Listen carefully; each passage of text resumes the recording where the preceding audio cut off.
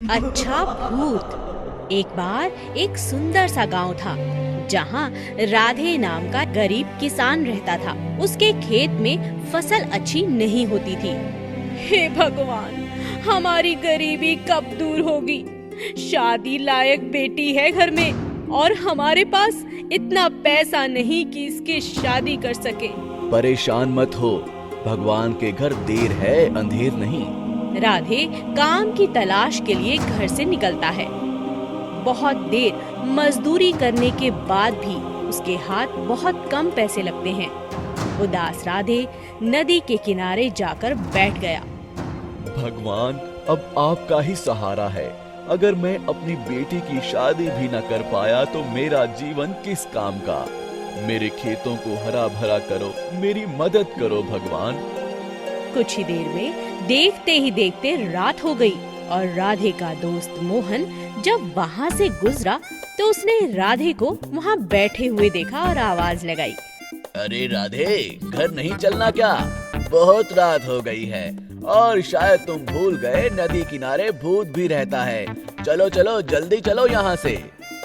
भूत वूत कुछ नहीं होता, तुम जाओ, मैं आता हूँ। ठीक है, तुम्हारी मर्जी, मैं चलता हूँ।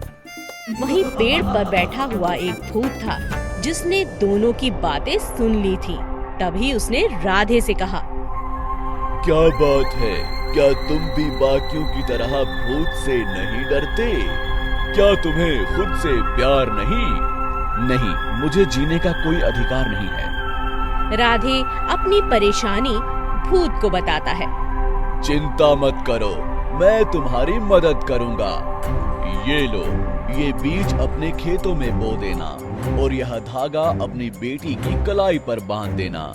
और हाँ, याद रहे, मेरी कोई भी बात तुम किसी से नहीं करोगे।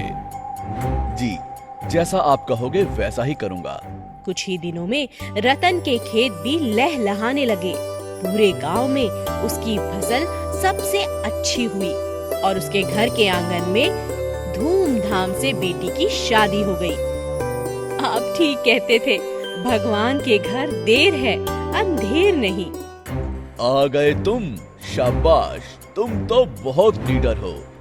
आपके दिए बीजों से मेरे खेत लहलहाने लगे और मेरी फसल बहुत अच्छी हुई और मेरी बेटी का भी विवाह हो गया। आपका बहुत बहुत शुक्रिया। ये तो तुम्हारी मेहनत और लगन का नतीजा है। आप ठीक कहते हैं, भगवान के घर देर है अंधेर नहीं। बेटी, आओ, मैं तुम्हें एक जगह ले जाना चाहता हूँ। चलिए पिताजी। बेटी, इसी पेड़ के पास तुम्हारा बचपन बीता है। यह पेड़ अब बूढ़ा हो चुका है। चलो इस पेड़ से भी आशीर्वाद ले लो। जी पिताजी।